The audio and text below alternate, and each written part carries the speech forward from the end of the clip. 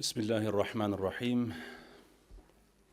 Falëndërimi takon Allahut, atë falenderojmë, atë madhrojmë, prej tij ndihmë dhe falje kërkojmë. Salatë dhe selam dhe bekime të përzemërta Muhamedit sallallahu alaihi wasallam i dërgojmë familjes së tij fisnike, shokëve të tij besnik dhe të gjithë atyre që mundohen të ecin hapave dhe gjurmëve të tij deri në ditën e gjykimit. Shumë të çmuar dhe të respektuar kryesues të kësaj dëgjese, të nderuar të pranishëm, është kënaqësi për mua që në konferencën ndërkombëtare rreth vakëfeve me titull Vakëfi tek shqiptarët, trashëgimi, perspektivë dhe histori, të organizuar nga Kryesia e Bashkisë Islame të Republikës Kosovës, respektivisht nga Instituti për Hulumtime dhe Studime Islame në krye me profesor Sabri Efendi Bajgorën, të jem sot pjesëmarrës për të prezantuar një temë kaq të rëndësishme, e që është administrimi i vakëfit ndërmjet emanetit fetar dhe llogaridhënies juridike.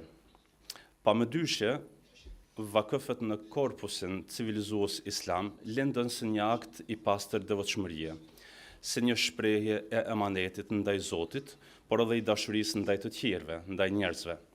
E me kalimin e kohës, ato morën edhe një trajtë juridike, u rregulluan me ligje dhe u bën shtyllë e rendit ligjor dhe publik në islam. Në këtë sens, vakfi nuk ka mbetur më thjesht si një pronë e ngrirë për qëllime bamirësie e humaniteti, por është shndruar në një institucion kompleks, i cili është normëzuar me norma dhe dispozita ligjore që bashkon shpirtin e emanetit fetar dhe disiplinën e llogaridhënien juridike. Vakëfi si emanet hyjnor dhe përgjegjësia fetare e kujdestarëve të vakëfeve.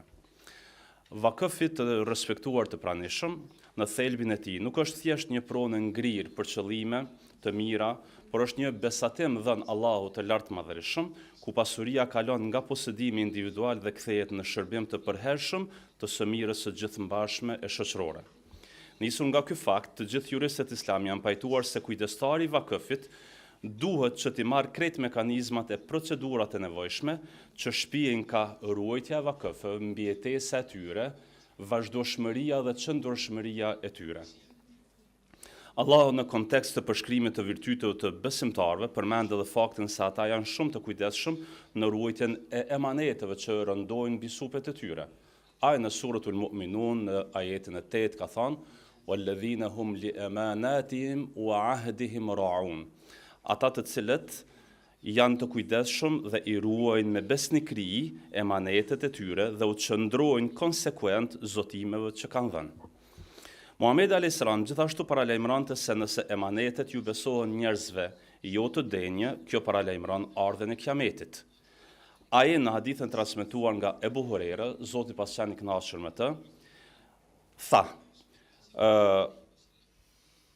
kur të humbet kiameti, kur të humbet emaneti, atëherë pritet kiametin. U pyet, si humbet emaneti, u i dërguari i Allahut? Tha, kur çështjet tu besohen atyre që nuk janë të denjë për to, atëherë pritet kiametin. I dërguari i Allahut në fakt të respektuar të pranishëm, fliste për një gjendje kur ngrihet emaneti, besueshmëria, dhe njerëzit nuk ndjejnë përgjegjësi për asnjë detyrë që rëndon mbi supet e tyre, qoftë ajo detyrë publike, pasurore, veprimtari vitale apo ruajtje edhe të sekreteve eventualisht. Të gjitha kriterizimet juridike për ruajtësit e vakëfeve, administratorët e tyre, janë përvijuar në formë shumë eksplicite dhe si të tilla janë rrëfyes të drejtë të peshës së rënd që ka kjo detyrë tek Allahu i lartë madhërisëm. Zoti i madhërisëm ka përcaktuar që ata që quhen kujdestar të vakëfeve, që në terminologjinë islame i gjejnë me epitetet nadhirul waqf ose mutawalli, pra kujdestarët e vakëfeve, juristët islam janë kujdesur që për këta të përvijojnë një mori kriteresh që të mos merret si përgjegjësi pa e ndjellë peshën e saj. Kujdestari i vakëfeve ose kujdestaria e vakëfeve është ajo kompetencë ligjore që autorizon personin ta ruajë, menaxhojë, shpërndajë dhe ta bëjë distribuimin e përfitimeve të vakëfeve tek fondacionet ose personat meritorë. Personat që morën mbi supet e veta këtë detyrë e kanë për obligim a priori që të jenë ata që ndiejnë përgjegjësinë dhe peshën edhe para njerëz, edhe para Allahut të lartë madhëshëm, por edhe para njerëzve. Kushtet që duhet të plotësojnë ata persona që e marrin përgjegjësinë e kujdestarisë ndaj vakëfeve. Përpos atyre kushteve që janë të mirënjohura dhe si me thonë janë konvenciale, pra të jetë musliman moshritur dhe mentalisht i shëndosh, mbi ta ose tek ata kriterizohen edhe dy kritere shumë më rëndësi.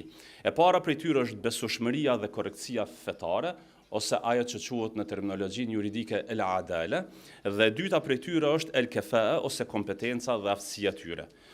Drejtësia është ai virtyt ose tipar i ngulitur në personalitetin e njeriut që pengon ato nga kryerja e ndonjë mëkati të madh ose eventualisht ndonjë mëkati të vogël, por i cili tregon për karakter të ulët të kryerësit të saj. Ndërsa kompetenca është fjala për aftësinë e personit që përkujdeset për vakëfet në mënyrë që ai të menaxhojë në mënyrë të mirëfillt me vakëfet si pasuri me vlerë që është lënë emanet në duart e tij. Llogaridhënia juridike si garant i mbijetesës dhe i zhvillimit të vakëfeve. Pra pjesa e parë që quhet teorike s'do të duhet të jepte as ndonjë frut të vrejtshëm dhe të nuhatshëm, nëse ne nuk e kalojmë këtë përgjegjësi dhe emanet edhe si llogaridhënie juridike. Në këtë kuptim, koncepti i llogaridhënies në parimin islam duhet të jetë para Allahut, këtë e dimë dhe bëhet në ditën e gjykimit, dhe kjo është aksiome mirënjohur tek të gjithë dietarët. Allahu në Kur'an ka thënë, parësisht nëse tregoni atë që keni në mendje tuaja, apo e fshihni, Allahu e di dhe do t'ju kërkoj llogari për të. Bekare 284. Duke qenë se vakëfet dhe menaxhimi i tyre kanë të bëjnë me asete financiare, duket se koncepti i llogaridhënies edhe në këtë botë është jetik për t'u siguruar atyre mbijetesën dhe në rastin më të mirë edhe zhvillimin dhe evoluimin e tyre. Duke pranuar faktin, ose duhet pranuar faktin se marrja modeleve të shtetëve në fushën të shtetëve të ndryshme islame në fushën e vakëflënies dhe kujdestarisë së vakëfëve është shumë jetike për neve, siç janë shteti Republika e Turqisë, Malezia, Kuvajti, Arabia Saudite e të ngjashme, të cilat kanë traditë më të gjatë dhe më të begatë dhe posedojnë mekanizma më efikas të llogaridhënies e të auditimit të vakëfëve, do të ishte mjaft inspirues dhe domethënës edhe për ne në këtë nënqiell që të përfitojmë nga përvojat e tyre. Sipas ekspertëve të fushës, në vendet e përmendura, raportimi mbi administrimin e vakëfeve duhet të përfshijë atë që quhet raportim në aspektin sasior dhe atë që quhet raportim cilësor. Raportimi sasior mbështeten dhe treguesit financiar të performancës së institucionit të vakëfit, si vlera e aseteve të fituara, niveli i shfrytëzimit dhe shkalla e investimit të tyre në funksion të zhvillimit të kapitalit vakëfnor. Ndërkaq, raportimi cilësor, jo financiar, është ai që synon të pasqyrojë realizimin e objektivave strategjike që i ka detajizuar dhe i ka përcaktuar vakëflënësi.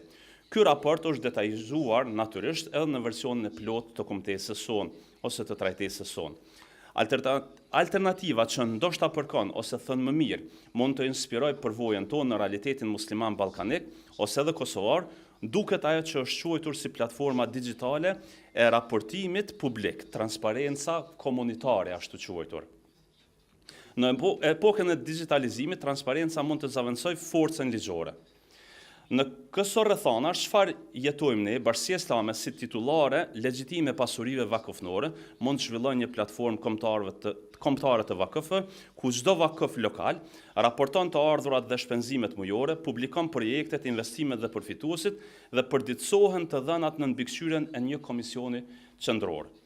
Kjo jepet publikut ton dhe ai e merr rolin edhe të kontribuesit edhe të kontrolluesit moral që në një farë forme forcohet besueshmëria e vakëfeve edhe në masën shoqërore.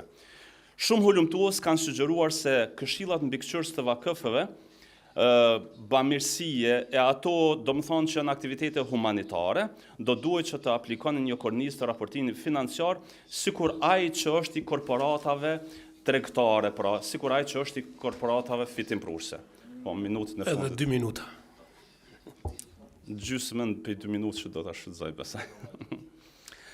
I cili raport, për nga saktësia për kushtimi dhe frekuenca e rregullt kohore, pra i ngjason atij që quhet raportim financiar, konsekuent dhe i përpikt, në raport me të gjithë njerëzit që kanë në një farë forme thyrje interesesh me korporatën në fjalë. Pra, ky lloj raportimi është jetik që këtij fondi i avulos në thelb edhe mbijetesën dhe vazhdimsinë e tij. Si rezultat, kjo rrit në mënyrë efektive besueshmërinë. Në fund të kësaj pike të shqyrtimit tonë, duhet të themi se përvoja jonë në menaxhimin e vakëfeve është shumë shekullore. Ashtu siç është shumë shekullor edhe Islami ndër ne. Por kjo nuk e bën të panevojshme edhe nevojën tonë që të marrim nga përvojat e atyre shteteve që në fakt mund të ofrojmë edhe në kuptimin cilësor, edhe në kuptimin e projekte të detajzuara që na ndihmojnë në administrimin juridik të vakëfeve. Faleminderit shumë për të zgjedhjen dhe për durimin. Selam aleikum.